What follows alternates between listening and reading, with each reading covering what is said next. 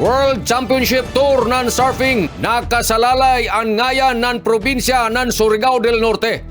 Tagklaro sa pagpasabot ni Provincial Governor Lyndon Barbers ang kabahin ang umaabot na pinakadako na event dinhi sa ato probinsya ang World Championship Tour nan surfing di naadto ini sa Cloud9 sa munisipyo ng General Luna ng isla ng Siargao kumano maabot buyan Oktubre pitsa 31 ug matapos kumano Nobyembre 10 ning tuig 2026 kung may numduman si Provincial Governor Barbers sa ija diskurso at tubangan ng mga entrante ng Governors Risky Olympic 2026 LDRRMO sanan mga industrial companies na ini sila buslan sanan hagpaton dakan makatabang sa pagresponde kung ugaling jaoy ang adyan tabangan laong ni Governor Barbers pinakaunang kasaysayan dinhi sa Pilipinas labi na dinhi sa ato probinsya labi na gajud ang isla ng Siargao sa lungsod ng General Luna din kita ang napili na ari pagabuhaton ang tagtawag na WCT kon World Championship Tour ng surfing.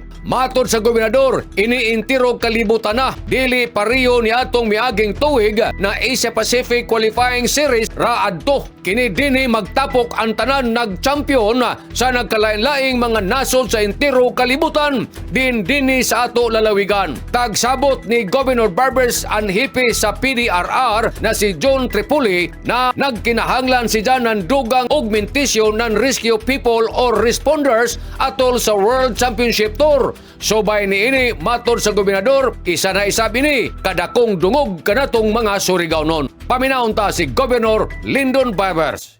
Nakasalalay ang pangayan sa Pilipinas o nakasalalay ang pangayan sa atong probinsya. Although, syempre, mag-aampo kita pirmi na walay mahitabo ng mga dautan during that competition. Iyan ko kabayo kung uno kahamok ng mga foreign participants, foreign sponsors ang muabot sa isla ng Siargao. And this will happen on October 31. Opening day, October 31 o matapos ng November 10. Nanukad, gikan diri sa Kapitolyo, ini si Mariksiners Marconsim Vlogs Mario Conales Murlan Mulaong salamat, maradyaw na adlaw, natong tanan.